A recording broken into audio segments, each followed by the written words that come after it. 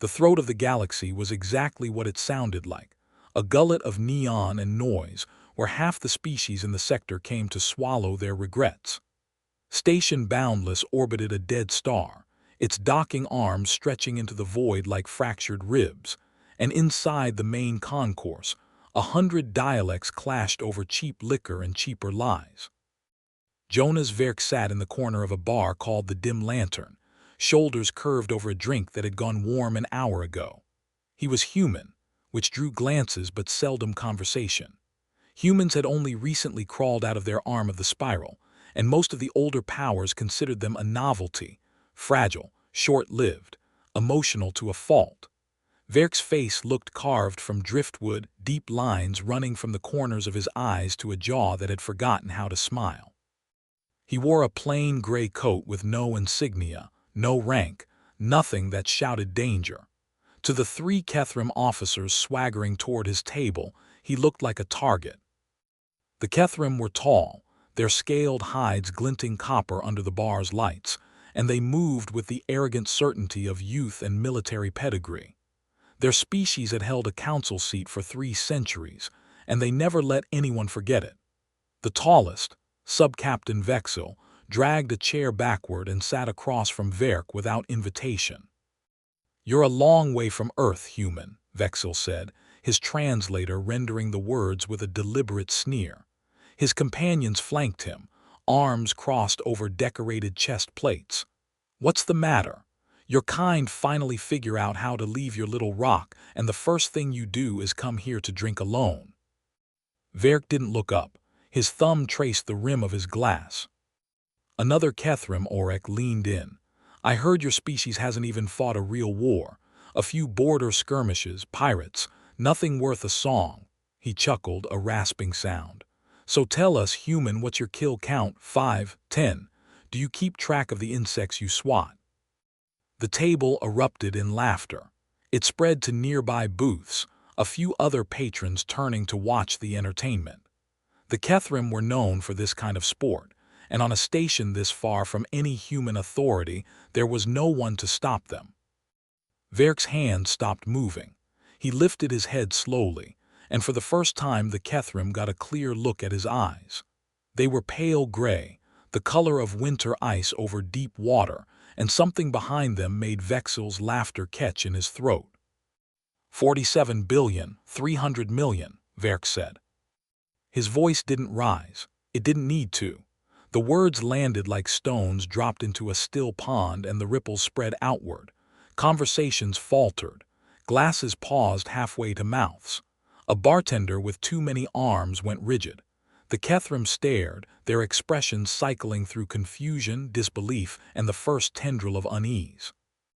Vexil recovered first, forcing another laugh that came out thinner. 47 billion, right, and I'm the emperor of the core systems. He glanced at his companions for support. Humans can't even count that high. Verk said nothing. He simply reached up and pressed 2 fingers to the base of his skull, where a faint scar bisected the hairline. A thin seam of light appeared, and a holographic interface unfolded in the air above the table, a mil-spec identity tag, Terran Stellar Navy, with a serial number that began with the prefix reserved for flag officers. The name read, Fleet Admiral Jonas Verk, TSN, retired. Beneath it, scrolling in calm amber text, was a combat record. Tour. Engagements. And at the bottom, a single entry labeled Operation Final Dusk, authorized actions. The number beside it was exactly what he had spoken. The bar went absolutely silent, the kind of silence that lives in the gap between a lightning strike and the thunder that follows. Vexil's scales flushed a dull gray, the Kethrim equivalent of draining color from a face. "That's not a joke," Orek whispered, his bravado gone. That's a genocide." Verk's eyes didn't waver. The hologram glowed between them, impartial and unforgiving. In the reflection, his face looked like a monument built to commemorate something no one wanted to remember. "It was a war," he said, "and I ended it." No one in the Dim Lantern knew what to do with that. A species that joked about kill counts had just stumbled over a man who carried one like a spine. The weight of it pressed against every being in the room, and they suddenly understood that they were not laughing anymore. They were standing at the edge of something vast and dark, and the human was the only one who knew the way across. The station's ambient hum filled the quiet. Then from somewhere near the bar, a single voice, cracked, ancient, trembling, said, "It's him. It's really him." Verk closed his eyes for a moment, and when he opened them, the winter had grown deeper. Part 2. The silence shattered like glass. A dozen species started shouting at once, accusations in tonal shifts, growled threats, the click of mandibles forming the word monster. The Kethrim officers scrambled back from the table as if Verk's proximity might brand them complicit. Vexil's chair clattered to the floor. "You expect us to believe that," Vexil sputtered, his scales now a sickly pale. "Those could be falsified records. Anyone can doctor a holotag." "The tag carries a cryptographic signature bound to Terran High Command's master chain," said a flat voice from the bar. A Xenarth data broker unspooled one of its filament tendrils and gestured at a public terminal. "I queried the network. The signature matches the original upload from 22 years ago. This human is who he claims to be." Vexil's mouth moved soundlessly. Auric took another step backward and bumped into a heavy-browed Gorneth who did not appreciate the contact. The tension in the room ratcheted higher, a spring coiling toward violence. Verk remained seated. He hadn't moved since the hologram appeared, and that stillness was its own statement. He had faced fleets, issued orders that turned worlds to ash, and weathered the hate of entire civilizations. 3 frightened junior officers did not register. But someone else did. A younger human pushed through the crowd, dark hair disheveled, diplomatic crest pinned hastily to her lapel. Her name was Risa Hawk, a cultural attaché assigned to the station, and she looked at Verk with a mixture of awe and deep frustration. "Admiral Verk," she said, pitching her voice low but urgent, "I need you to stand down. Whatever this is, whatever you just admitted, you are activating every war crimes clause in the sector accords. Station security has already flagged the incident." "I answered a question," Verk said. "They didn't like the answer. They're calling for your arrest. The Havasi delegate is already filing a formal inquiry. Do you understand what that means?" Verk finally shifted, turning his head to regard the diplomat with those pale, unreadable eyes. "It means the Havasi forget who pulled the Krelath off their throat." The name landed in the room like a grenade. Krelath. Even on a frontier station, that word carried a particular dread, a nightmare from the deep dark that had once threatened to swallow the entire Orion arm. The Krelath swarm had been a hive consciousness spread across 100 systems, a biological tide that consumed every organic molecule in its path and repurposed it into more swarm. Worlds died. Species vanished. The Council had been powerless. Until humanity did the unthinkable. Risa faltered. "The Krelath are extinct. The Council declared the threat resolved." "Council declared it resolved," Verk said, "because I burned their queen brain into plasma. Every ship, every node, every tendril. The swarm's consciousness was linked through a central nexus. Collapse the nexus star and the entire network goes brain dead in one stroke. That stroke cost 47 billion individual bioforms, but it saved 20 times that number in projected casualties if the war continued." He paused, letting the arithmetic sink in.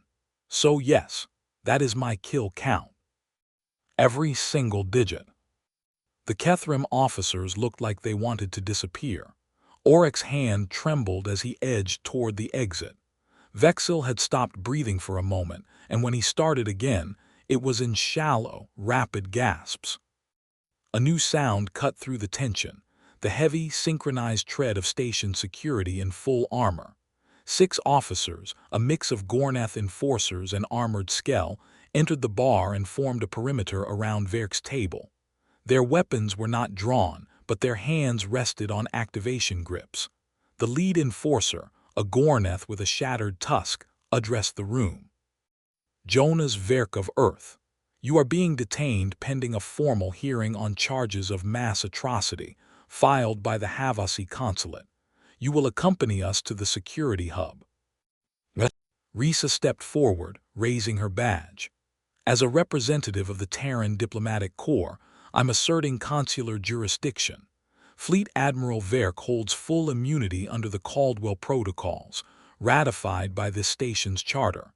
Any attempt to detain him will be logged as a hostile act against the Terran Accord. The Gornath's good tusk twitched.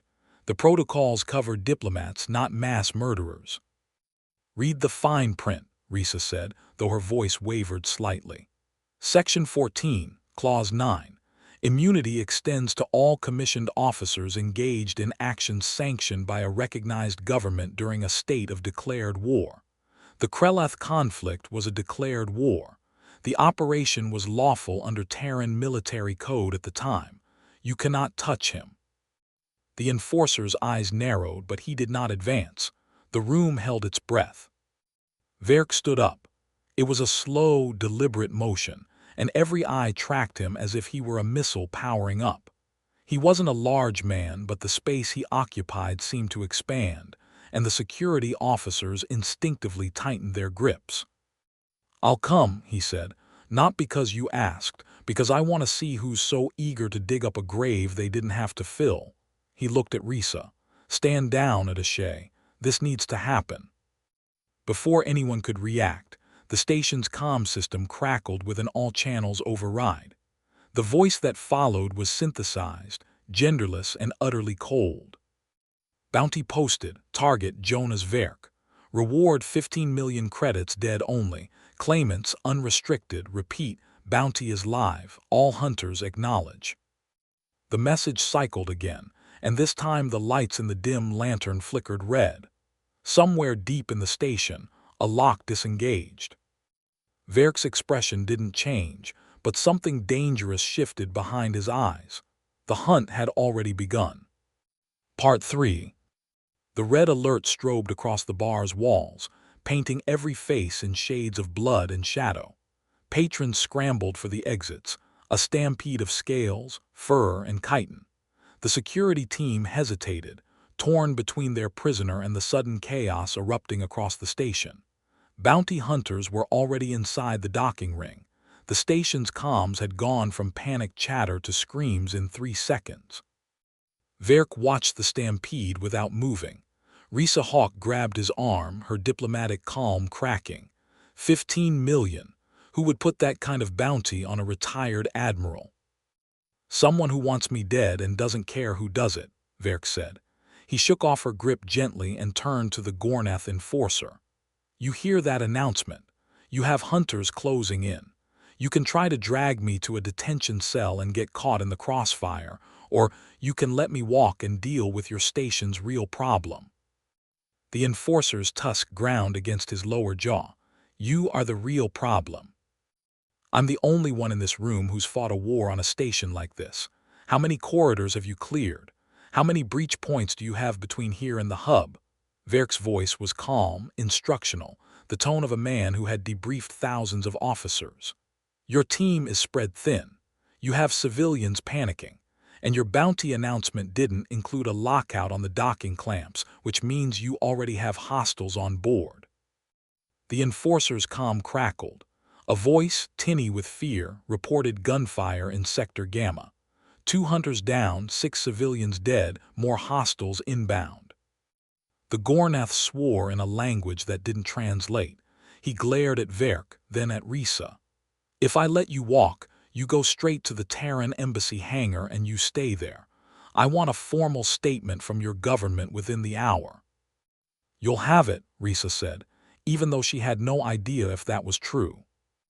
The security team peeled away, boots thundering toward the gunfire. Verk started for a side exit, not the main thoroughfare but a maintenance corridor he'd scoped out the moment he'd entered the bar. Habit, paranoia, survival. Risa followed, her heels clicking urgently. "Admiral, who would want you dead this badly? The Krelath are gone, you said it yourself. Is this political, some faction on Earth?" "Worse," Verk said, stepping into the narrow corridor. The walls were lined with coolant pipes that hummed with latent energy. There's a contingent that thinks what I did made humanity a monster, but there's another that thinks I didn't go far enough. Either one could afford 15 million. Risa's brow furrowed. She was young, born after the war, raised on sanitized history files that framed the Krelath conflict as a noble struggle. The raw number Verk had spoken in the bar, 47 billion, had shattered that frame. She was still trying to reassemble the pieces. "I've read the official accounts," she said as they moved. "The swarm was a xenocidal hive. You gave the order, but it was the only viable option. The council exonerated you. You're a hero." Verk stopped so abruptly she nearly collided with him. He turned, and the cold in his eyes had melted into something far more unsettling: grief, old and patient as erosion. "Heroes get parades," he said. "I get bounties, nightmares, and names I can't say aloud because the translations hurt too much. Every digit in that number was a thinking being. Drones, yes, subsentient by our metrics, but they felt pain, they feared. And when the star collapsed, they all went silent at once. I felt it. The entire fleet's PSYOPs monitors registered the death scream." He tapped his temple. "It's still here, so don't call me a hero, Attaché. I'm a survivor. There's a difference." Risa swallowed. The corridor felt smaller than it had a moment ago. They kept walking. Verk navigated the maintenance tunnels with the ease of someone who had memorized the station's layout from public blueprints before ever docking. He paused at a junction, listening. Distant gunfire echoed through the walls, muffled but getting closer. "The Caldwell Protocols," Risa said quietly, trying to fill the silence. "When the Terran Accord drafted them, they included immunity clauses for wartime decisions. Did you have a hand in that?" "I insisted on them," Verk said. "Not for myself. For every soldier who had to make a call that would haunt them. If we punish people for winning ugly wars, we guarantee no one will ever win again. But immunity doesn't silence the ghosts." He glanced at her. "And it doesn't stop a bounty." They reached a service elevator. Verk punched in an override code that should have been classified, and the doors slid open with a grudging hiss. The elevator descended toward the Terran Embassy hangar, a tiny sovereign bubble tucked between the Krellic trade enclave and a maintenance bay. As the elevator slowed, the lights flickered. The car shuddered to a halt between floors. The emergency display showed a breach on the hangar level, explosive decompression, screaming oxygen. "The embassy's been hit," Risa whispered. "We're trapped." Verk checked the side panel, prying it open to reveal manual controls. "No, we're just delayed. And whoever did this made a mistake. They assumed I'd run for the embassy. That means they're expecting me at the hangar, not coming up through the cargo lift 2 decks below." He reset the routing and the elevator groaned back to life, descending past the ruined level to a dark, unpressurized bay stacked with shipping containers. The doors opened onto a vacuum. Emergency masks deployed from the elevator walls. Verk grabbed one and sealed it over his face, gesturing for Risa to do the same. In the cargo bay, emergency lights painted everything in slow amber pulses. The air was gone, replaced by the silent emptiness of space, and the cold seeped through the thin station bulkheads. Verk stepped out, scanning the shadows between containers. A shape moved, not a hunter, something else. A figure in a patched environmental suit, leaning on a makeshift crutch, its species unidentifiable beneath layers of thermal wrap. It raised a trembling hand, not in threat, in recognition. The figure's external speaker crackled, and a voice, weathered by age and loss, whispered into the dead air. "You are the one. The human who killed the swarm. My world, my family, you saved us." Verk stared at the stranger, and for the first time since the bar, his mask of composure slipped, not into anger or pride, but into the unbearable weight of someone who had been thanked for a sin too vast to hold. And somewhere above them, the hunters were still coming. Part 4. The vacuum of the cargo bay swallowed sound, but memory did not need air. As Verk looked at the trembling figure offering thanks he had never wanted, the present peeled away, and the past flooded in with the force of a hull breach. 22 years earlier. The Krelath swarm had no capital world, no cities, no civilian populations. It was a single organism stretched across light years. Its consciousness flowing through subspace filaments that linked every drone, every ship, every bioforge. To fight the swarm was to fight a cancer that grew faster than you could cut it. Entire fleets vanished. Planets were consumed down to their mantles. The Terran Stellar Navy lost 17 billion citizens in the first decade alone. Admiral Jonas Verk stood on the command deck of the TSN Ashwalker, a dreadnought built for one purpose: delivering humanity's final argument. The ship's design was ugly and utilitarian, a slab of armor wrapped around a planet cracker weapon that had never been field-tested. Behind him, the combined fleets of 4 allied species held formation, their lights scattered across the void like funeral candles. The Krelath Nexus lay ahead, a binary system where the queen brain nested inside a cocoon of fused planetary matter. The swarm had fortified it with layers of organic armor, each drone willing to die 1,000 times to protect the core. Any conventional assault would bleed the Alliance dry. Verk had known this for 6 months. He had spent those months designing a solution that violated every rule of engagement the Council had ever written. Operation Final Dusk was simple in concept, monstrous in execution. The Ashwalker would deploy a gravity lance, a device that could accelerate a star's natural decay by triggering a runaway collapse.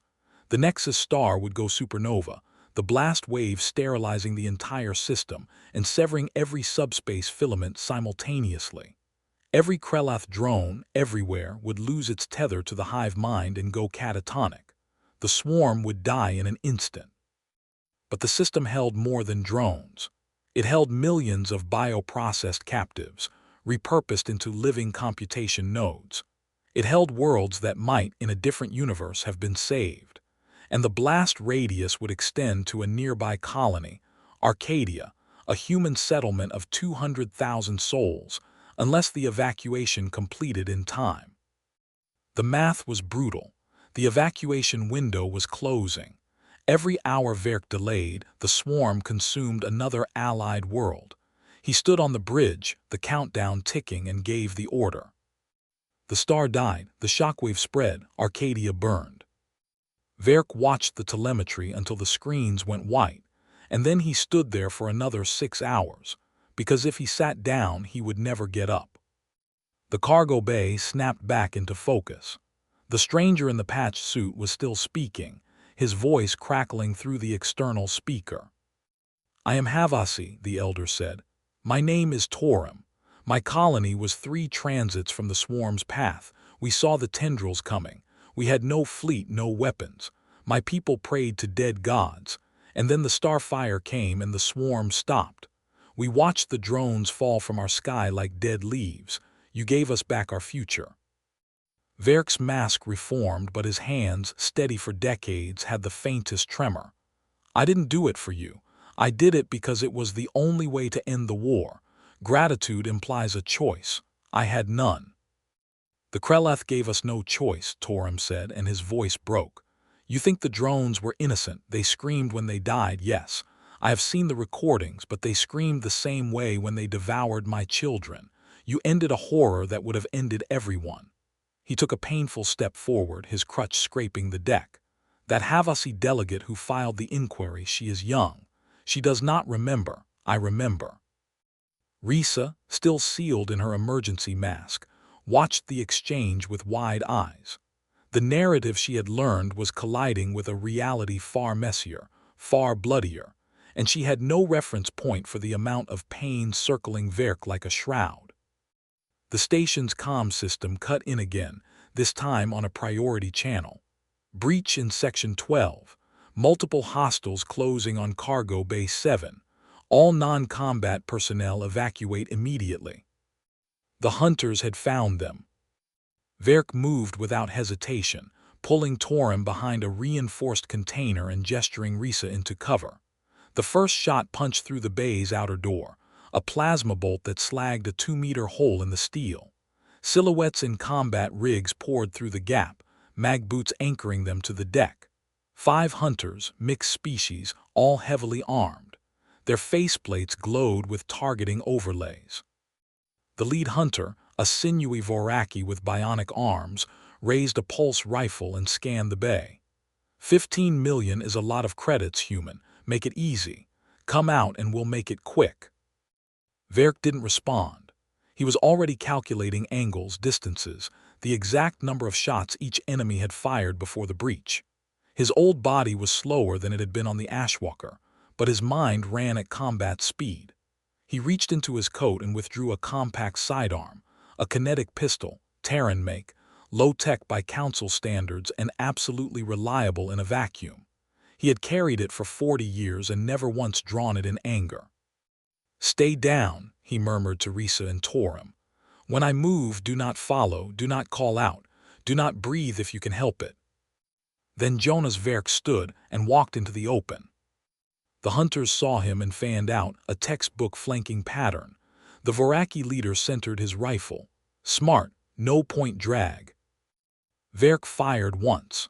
The round punched through the Voraki's faceplate, a kinetic slug that didn't care about energy shields because it wasn't energy. The Voraki's body drifted backward, arms limp, trailing a stream of frozen vapor. The remaining 4 hunters reacted with professional speed, but Verk was already moving, not fast, but with an efficiency that bordered on precognition. He used the low gravity of the cargo bay to shift his trajectory off the deck, twisting between containers as plasma bolts streaked past him. 2 more shots. 2 more hunters collapsed, their armor breached at the seal joints where Verk had aimed. The last 2 hunters hesitated. That hesitation cost them everything. Verk closed the distance, his sidearm holstered, and used his hands instead, a nerve strike to one's unarmored throat, a joint lock that disarmed the other and sent the rifle spinning into the dark. Both hunters floated unconscious within seconds, their suit beacons flashing distress signals. Verk landed back on the deck, breathing hard, not from exertion, from the restraint it took to leave them alive. Risa emerged from cover, staring at the floating bodies. You disabled them. You could have killed them." "Killing is easy," Verk said, retrieving his spent casing from the air. "I've had enough easy." Torim hobbled forward, his old eyes shining. "You see, a protector even now." Verk didn't answer. He was looking at the breached door, where a new silhouette had appeared, not a hunter. The figure wore a battered Terran exosuit, its paint stripped and scarred, the emblem of the Ash Legion still visible on the chest plate. A helmet sealed the face away, but the stance was unmistakably human, and the weapon in its grip was aimed directly at Verk's heart. "Hello, Admiral," a voice said through the helmet's external speaker, a voice thick with rage and old sorrow. "Did you think I'd forgotten Arcadia?" The cargo bay seemed to hold its breath, and the weight of the past pressed down like a collapsing star. Part 5. The name Arcadia hung in the vacuum between them like a blade suspended by a thread. Risa's mind raced through the history she knew. Arcadia was the colony lost in the supernova's blast radius, a footnote in the official record, a tragedy overshadowed by the scale of the war's end. She had never met anyone who had been there. No one had survived. Except apparently someone had.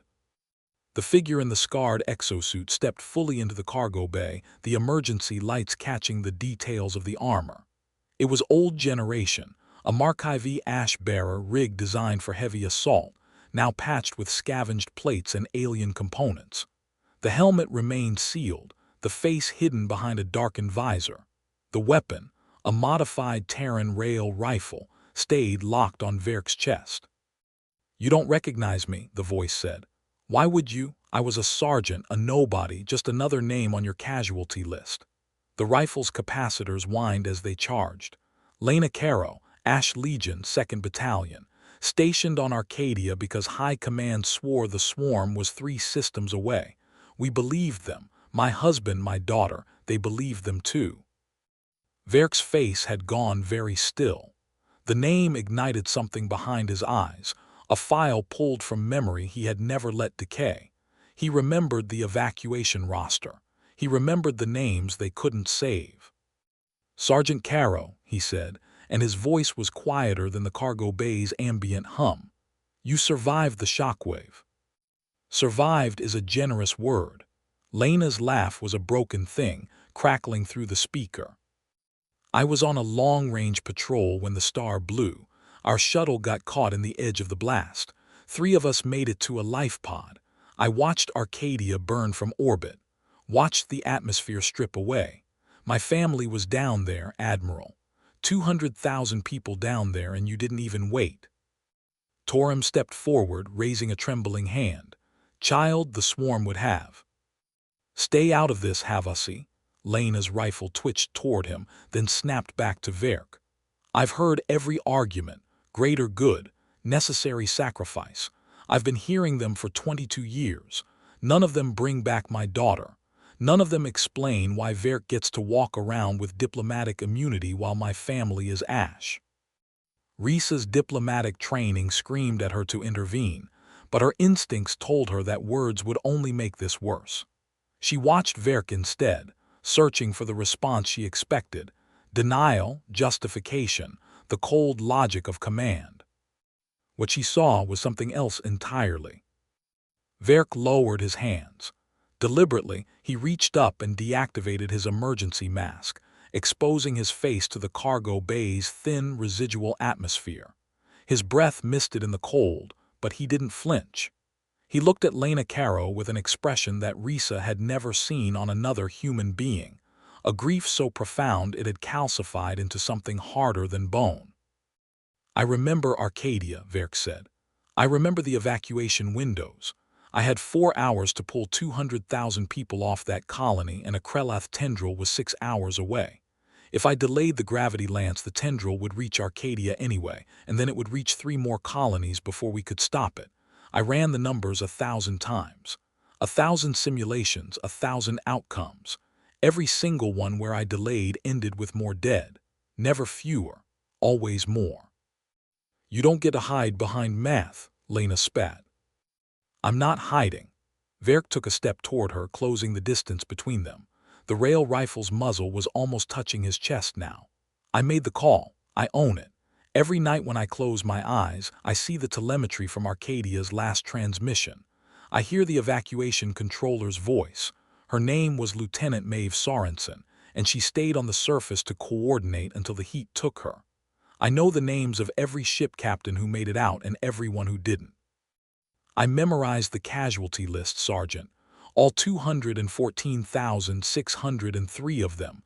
Your family is on that list. Elin Caro, Myra Caro, I know their names." Lena's rifle wavered. The helmet hit her face, but her breathing had changed, become ragged, uneven. "You memorized them," she whispered, "like that fixes anything." "It doesn't fix a thing," Verk agreed. "But it means I don't get to forget. You think I've spent the last 22 years enjoying diplomatic immunity? I've spent them carrying every single one of those names. I've spent them walking into bars on stations like this and letting people ask me stupid questions, because maybe if I answer them honestly, someone will understand what it costs. What it actually costs." He took another step. The rifle's barrel pressed against his coat now, and he didn't stop. "So if you're going to pull that trigger, do it. I won't stop you, but before you do, ask yourself this: what did Elin and Myra want? Did they want vengeance, or did they want their deaths to mean something? Because I've spent my life making sure they meant something. Every world that wasn't consumed, every child that grew up because the swarm died, that's their legacy. That's what they bought with their lives.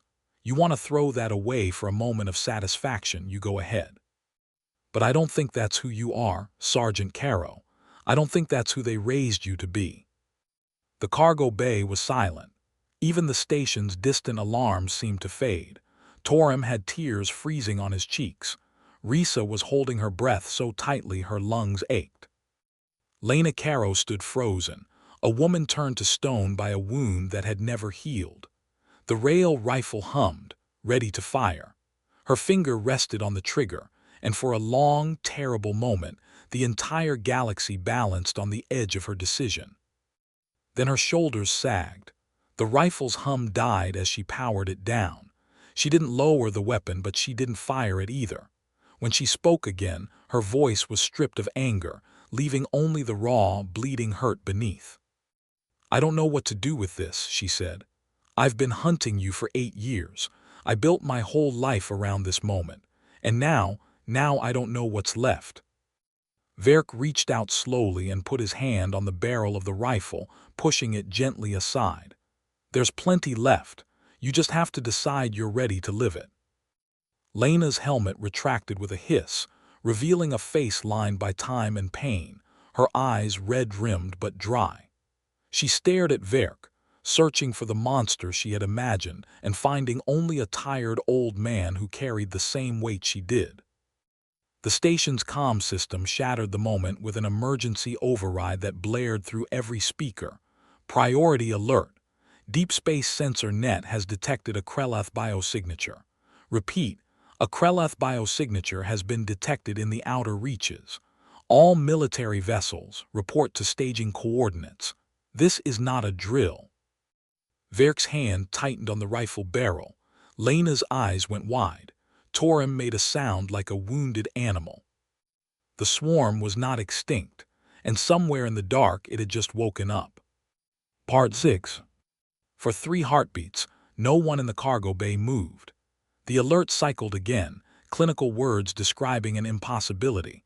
A Krelath biosignature, dormant for over 2 decades, now broadcasting a slow, rhythmic pulse from the edge of known space. The same pulse that had preceded every swarm incursion during the war. Verk processed the information faster than anyone. His mind had never truly left the war. It had only been idling, waiting for this exact moment. He released Lena's rifle and turned to Risa. "Get to the Terran embassy, whatever's left of it. I need a direct line to High Command, Priority Alpha.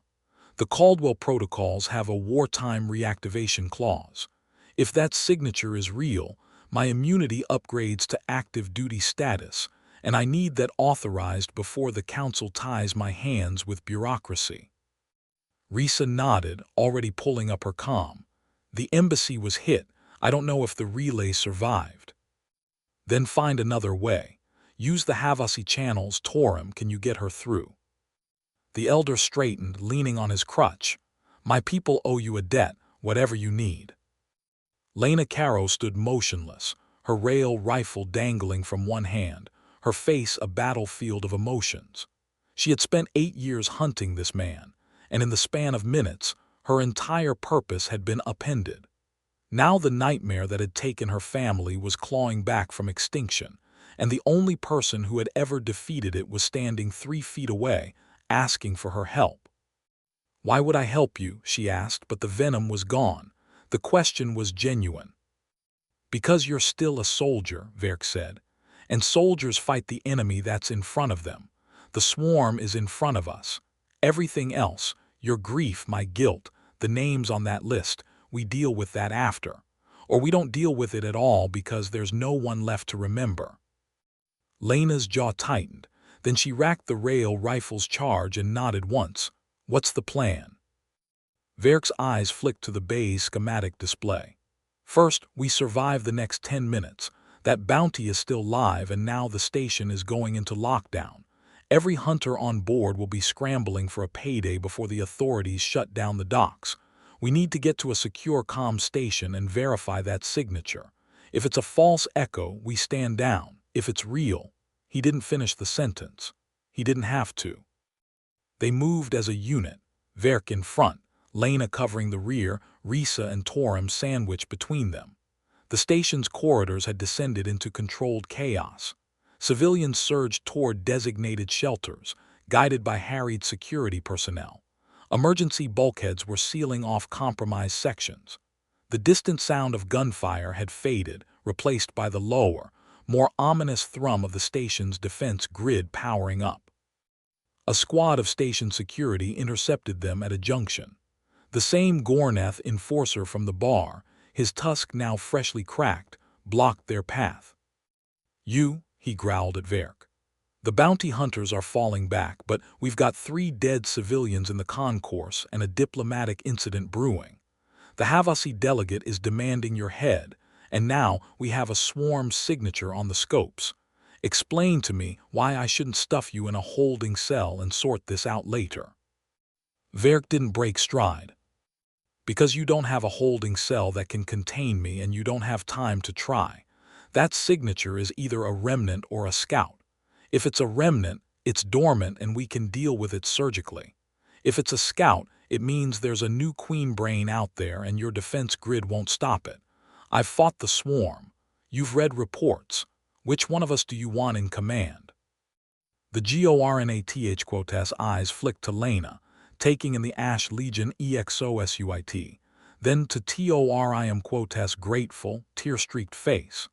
Something shifted in his expression, the stubborn pride of station authority giving way to the cold calculus of survival. The comm hub is 2 levels up. It's been locked down since the bounty alert, but I can override it. He stepped aside. Don't make me regret this, human. I make everyone regret things, Varek said, moving past him. That's the job. They reached the comm hub, a reinforced chamber filled with HOLOSCRENS and signal processors. RISA immediately jacked into a terminal, her fingers flying across the interface as she rooted through the shattered embassy relays. TORIM collapsed into a chair, his aged body finally giving out. Lena stood by the door, watching the corridor, her rifle humming. Varek approached the main console and pulled up the deep space telemetry. The KRELLATH biosignature pulsed on the screen, a waveform he had hoped never to see again. But as he studied it, his brow furrowed. This isn't right, he muttered. What do you mean? RISA asked. The pulse pattern, it's too regular. The swarm's biosignatures were chaotic, adaptive, always shifting to avoid detection. This is structured, deliberate. He zoomed in on the signal's origin point. And it's coming from a location that shouldn't exist. This isn't a dormant seed ship. It's a station, a constructed platform. Lena glanced back. The swarm didn't build stations. They consumed them. Exactly. Varek tapped the screen. Which means someone else is out there, someone who wants us to think the swarm is back. The implication settled over the room like a shroud. A false KRELLATH signature, accurate enough to fool deep space sensors, deliberate enough to trigger a sector-wide alert, could only mean one thing. Someone was trying to start a panic. Or worse, trying to lure someone specific out of hiding. The console beeped. A new message, encrypted with a Terran military cipher that had been obsolete for 2 decades, scrolled across the screen. Admiral Varek, I knew you'd check the waveform. You always were thorough. The swarm isn't back, not yet, but it can be. I have the last queen seed in stasis. I've been waiting 22 years for the right moment to use it. That moment is now. Come to the coordinates alone or I release it into the core systems. You know what happens next. M. Varek stared at the message. The room was silent except for the hum of the machines. Lena read over his shoulder and her face went pale. She breathed. That's not possible. MAELIS died during the final assault. I saw the casualty reports. So did I, Varek said. But MAELIS was a ghost even before the war ended. Black ops, deep cover, more paranoia than sense. If anyone could fake their death and disappear with a KRELLATH seed, it was him. RISA looked between them. Who is MAELIS?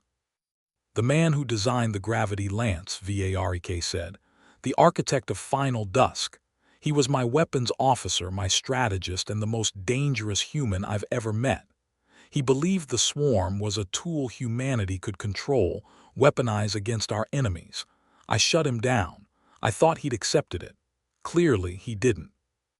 The message pulsed on the screen, a countdown timer now ticking beneath the text. 6 hours.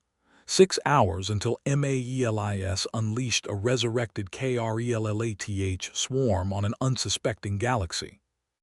Varek straightened. The old admiral was gone, replaced by something harder, sharper, a blade drawn from its sheath after too long in the dark. "Lena," he said, "you wanted to know what's left. This is what's left. One more mission, one more impossible choice." He turned to face her. "Are you in?" She met his eyes, and for the first time in 22 years, the grief in her gaze was joined by something else, a fire she thought had been extinguished. "I'm in." Part 7. The 6-hour countdown burned on every screen in the comm hub, a digital heartbeat marching toward catastrophe. Varik's mind was already 3 steps ahead, assembling fragments of memory into a tactical picture. Maels was brilliant, unstable, and utterly convinced of his own righteousness. He wouldn't bluff. If he said he had a viable queen seed, he had one. And if Varik didn't show up alone, Maels would release it out of spite as much as strategy. "He'll have contingencies," Varik said, pulling up the coordinates. The location was a rogue planetoid deep in the outer reaches, a barren chunk of rock and ice that didn't appear on any civilian chart. "The message says come alone. That means he's watching the approach vectors. Any military signature, any formation, he'll trigger the release." Lena studied the star chart.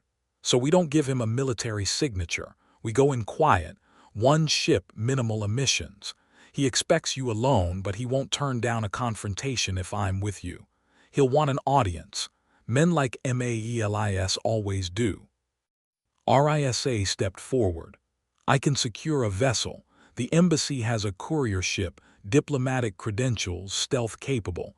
It's not armed, but it's fast." "It won't need to be armed," Varik said. "If this goes wrong, weapons won't matter. The only thing that stops Maels is Maels. He's not a soldier. He's an ego. He built the gravity lance, but I gave the order. He's been nursing that resentment for 2 decades. He wants me to admit he was right, that the swarm can be controlled, that humanity should have become something more than just survivors." Torim pushed himself up from his chair, his old bones protesting. "And if you cannot convince him, if he releases this seed?" Varik's expression didn't change. "Then I finish what I started 22 years ago, whatever it costs." No one asked what he meant. The weight of his words was answer enough. The courier ship's silent petition slipped its moorings an hour later, its hull a matte gray sliver against the station's bright sprawl. Lena piloted from the forward console, her Ash Legion training translating seamlessly to the small vessel's controls. Varik sat in the navigator's chair, reviewing every scrap of data on Maels that he could pull from the archives. Risa had remained behind, coordinating with the HALVOSSI and Terran channels to keep the Council from doing something rash. Torim had given Varik a worn talisman, a HALVOSSI prayer charm, and made him promise to return it. The journey to the rogue planetoid took 4 hours. They flew dark, emissions dampened, a whisper of metal threading through the void. The coordinates led to a fissure in the planetoid's surface, a wound that opened into a hollowed-out interior lit by cold artificial light. A docking cradle waited, ancient and alien, clearly salvaged from a dozen different wrecks.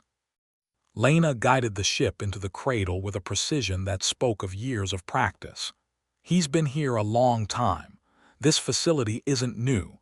He's been building it since the war ended." "Obsession is patient," Varik said. "It has all the time in the world." They disembarked into a corridor carved from the planetoid's rock, lined with equipment that blended Terran engineering with KRELLATH biotech. The walls pulsed faintly, an organic rhythm that made Lena's skin crawl. Varik walked forward without hesitation. He had seen worse. He had created worse. At the corridor's end, a chamber opened into a vast dome, and at its center stood Maels. He was older than Varik remembered. They both were. But the years had not been kind to him. His hair was white, his frame gaunt, and his eyes burned with a fervor that bordered on madness. He wore a lab coat stained with substances Varek didn't want to identify, and behind him, suspended in a containment field, floated the Krelath queen seed. It was smaller than Varek expected, no larger than a human fist, but its surface writhed with dormant life, a nightmare waiting to unfurl. "Jonas," Maelis said, spreading his arms like a host greeting an honored guest. "You came, and you brought a friend. Sergeant Carrow, isn't it?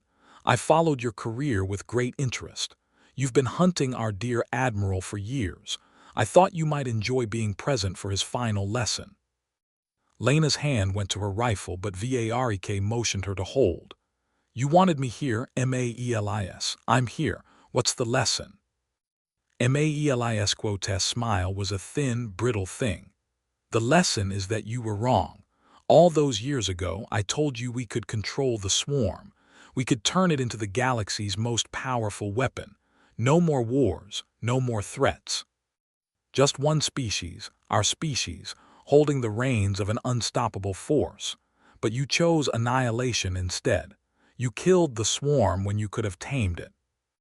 "The swarm couldn't be tamed," Verk said. "Every attempt ended the same way. The drones would go feral, the queen would adapt, and the researchers would end up as biomass. You know this. You saw the reports." "I saw reports written by cowards." Melis's voice cracked, the composure slipping. "I saw a high command that was too afraid to seize true power, but I've had 22 years to refine the process. This seed," he gestured at the floating orb, "has been genetically rewritten. It will bond with a human host. It will obey. I've tested it on smaller strains. It works, Jonas. It works, and you're going to watch me prove it." Verk took a step closer. "And then what? You'll be the one bonded to it. You'll become the new queen brain controlling a reborn swarm. What happens when the bond degrades or the seed adapts or you die and leave a feral swarm with no master? The same thing that always happened. You know the history better than anyone. You taught me the history." "History is a chain we can break." Melis slammed his fist against a console. "You broke it once. You ended the Krelath. Now help me remake them into something better. Together we can reshape the galaxy. No more bounties, no more guilt, just power, clean, absolute, and human." Lena's rifle came up. "He's not going to help you." Melis laughed, a ragged sound. "You think I need his help? I wanted his validation, his admission that I was right, but I don't need it. The seed is ready. The countdown is a formality." He tapped a command and the containment field began to lower. "I'll bond with it myself, and when I do, you'll both see what humanity was meant to become." Verk moved, not toward Melis but toward the console beside him, a secondary terminal that he had recognized on entry, an old Terran interface still running the same software from the Ashwalker. His fingers flew across the keys, accessing a backdoor he had installed 22 years ago for exactly this kind of contingency. Melis had been his weapons officer. Melis had built the gravity lance, but Verk had built the failsafes. "You're right about one thing," Verk said, his voice calm even as the seed's glow intensified. "I broke history once. I can do it again." The containment field reversed. The seed, instead of being released, began to constrict, its biosignature collapsing inward as the fail-safes triggered a recursive shutdown. Melis screamed, lunging for the console, but Lena was faster. A single shot from her rail rifle disabled the primary controls. The seed shuddered, flared white, and then went dark, drifting inert in its field. Melis stared at the dead seed, his face a mask of disbelief and horror. "No, no, that's not possible. I checked every system. I purged every backdoor." "You checked the systems you knew about," Verk said. "You never found the ones I built for myself." The chamber was quiet. The countdown had stopped. The Krelath swarm would not rise today. Melis slumped against his console, the madness draining from his eyes, leaving only a hollow, broken man. Lena kept her rifle trained on him. "What do we do with him?" Verk looked at the man who had once been his closest ally, his sharpest mind, and felt nothing but a vast, tired sorrow. "He'll face judgment. The council, the Terran courts, whatever authority wants him. He'll spend the rest of his life explaining why he almost ended the galaxy. Maelis didn't resist when Lena secured his hands. He didn't speak. There was nothing left to say. As they walked him back toward the courier ship, Verk paused at the corridor's threshold and looked back at the dark, empty chamber. Another grave. Another name to carry. The weight never got lighter. You just got stronger. Part 8. The courier ship's silent petition broke into real space near Station Boundless with Maelis secured in a holding compartment and the dead Queen Seed locked in a containment vault. The sector-wide alert had been downgraded to a stand-down. The panic had not yet given way to relief, but the shooting had stopped. The bounty on Verk's head had been suspended pending a formal inquiry, which meant no one was currently trying to kill him. He considered that a victory. Docking procedures were a blur of security sweeps and diplomatic chatter. Risa met them at the airlock, her face haggard but her eyes bright with something that looked like hope. The Havasi delegate had retracted her war crimes filing after Toram's testimony went public. The council was calling emergency sessions to discuss the Maelis incident, but the initial tone was not accusatory. It was, for the first time in decades, something approaching respectful. "They're calling you the guardian of the outer reaches," Risa said, falling into step beside Verk. "The Havasi are already drafting a formal commendation. The Gorneth enforcer wants to buy you a drink, and the Kethrim officers who started all this, they've requested a private audience to apologize." Verk grunted, "Apologies don't interest me." "What does interest you?" He stopped walking and turned to face her.